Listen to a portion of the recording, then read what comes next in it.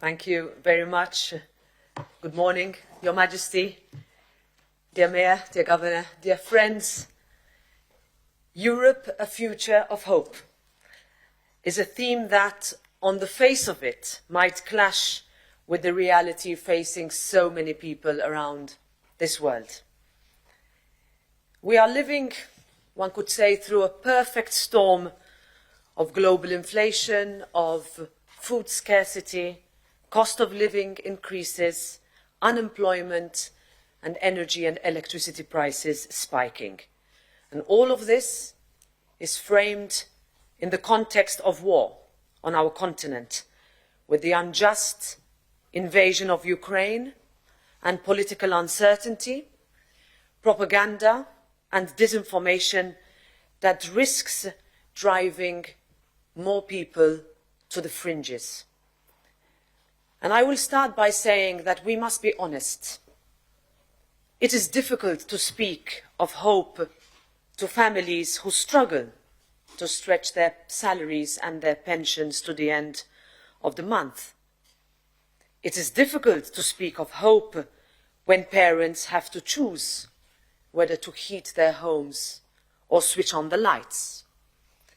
It is difficult to speak of hope when businesses are again facing impossible bills after 2 years of economic pain caused by the pandemic. It is difficult to speak of hope when children are bombed on our continent. It is difficult to speak of hope when you cannot find a job, get a loan, or pay your mortgage, or when loneliness isolates.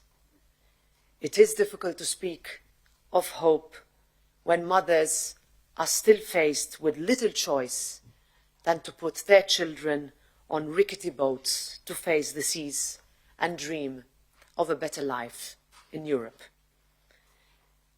It is easy to see how cynicism grows, how apathy can become a defining force.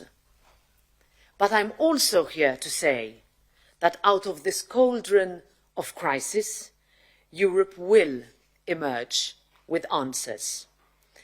Europe was born out of the worst crisis the world has ever seen. And I know that together we will be able to face the future united, determined, and stronger than ever before.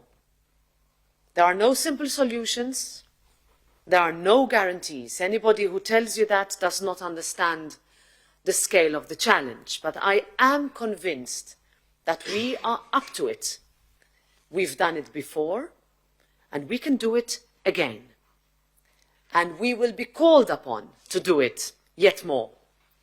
When war fatigue sets in, when poll numbers and newspapers become harder for leaders to read, that is when we must dig deeper and find the resilience to see this through. And here let me say that unity does not mean being homogeneous. Europe does not seek to make everybody the same. We are different. We have different traditions, different realities, different languages, different cultures. But Europe is about embracing differences while ensuring equality of opportunity. Everyone must have the same chance, not necessarily the same viewpoint. And that is precisely our strength. It is also true that in this new world, we need leadership and we need Europe to be the light of hope that shines brightly. That is how we reaffirm our way of open societies, of liberal democracies, of individual liberties, free markets, and social safety nets that are here to stay. To do this, we must stop taking Europe for granted. We must listen to people, we must reinvent our project, and we must find the will to lead and provide answers to war, to inflation, to unemployment, to apathy, to hopelessness. The pandemic showed us that we are exposed when it comes to health. The Russian invasion has shown us that we are vulnerable when it comes to security and defense. The weaknesses of our energy policy have been uncovered and exploited. The challenges are very real, but we can get our bills under control without abandoning our climate goals. We can only do this if we do it together. Rising energy prices are fueling inflation, resulting in less disposable income for households and businesses.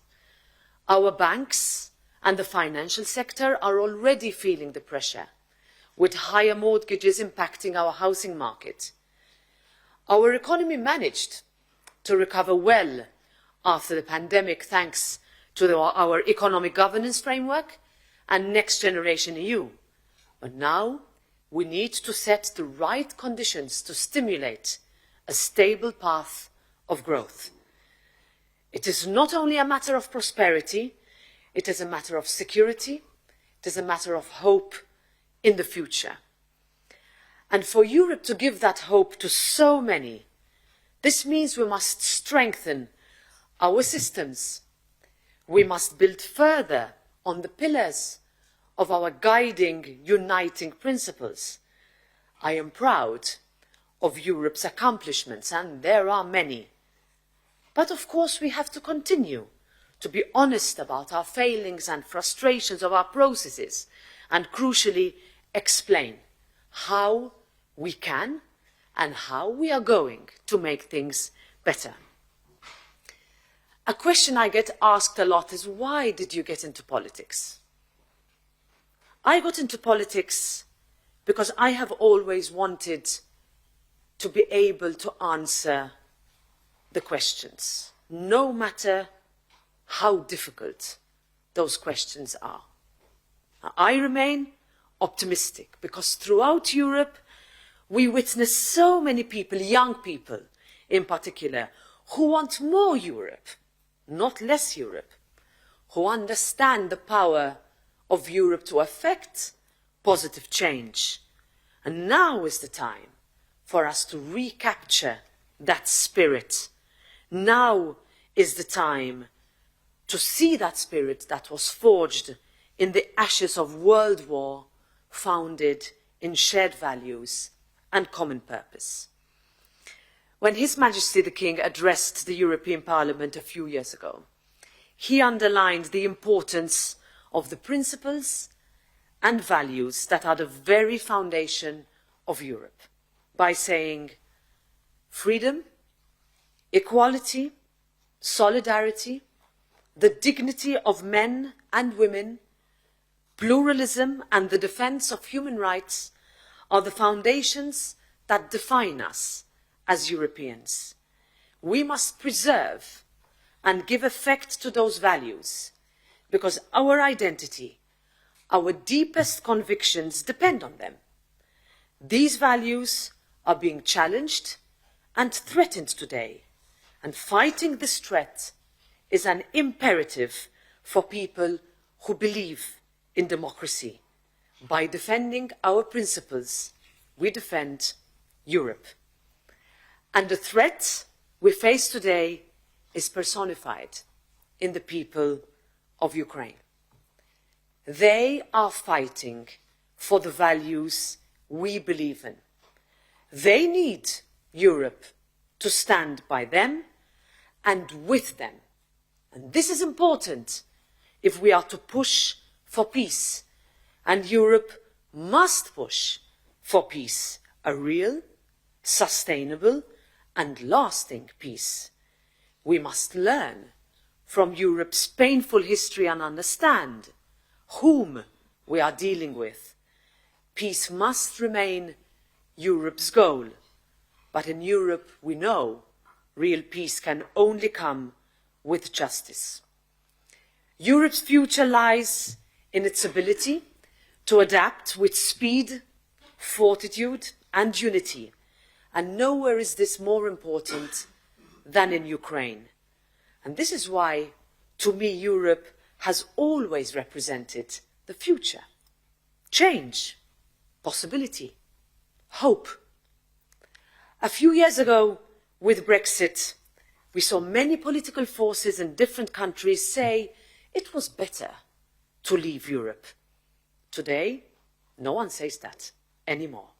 On the contrary, we have an ever longer list of countries full of young people with hope that want to join, because there is hope in the future of Europe.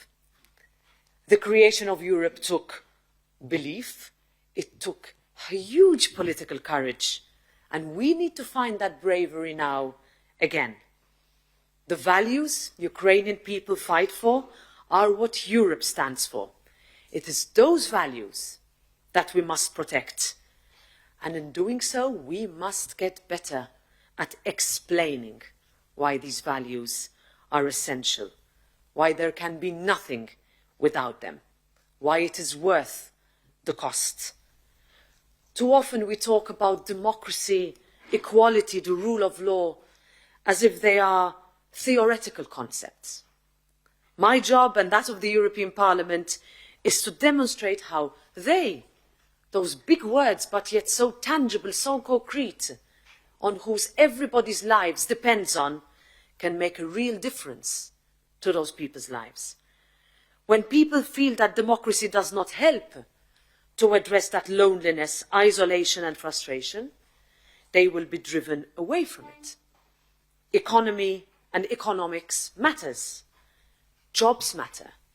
Dignity and education matter.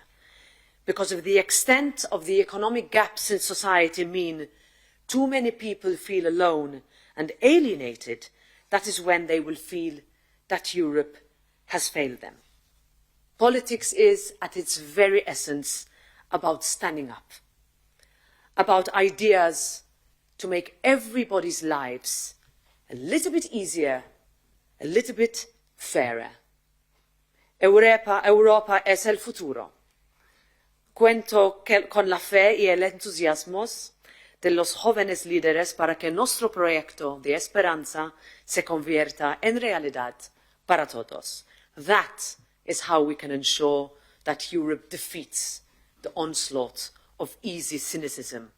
That is how we can ensure our future is truly one that is filled with the endless possibilities of hope.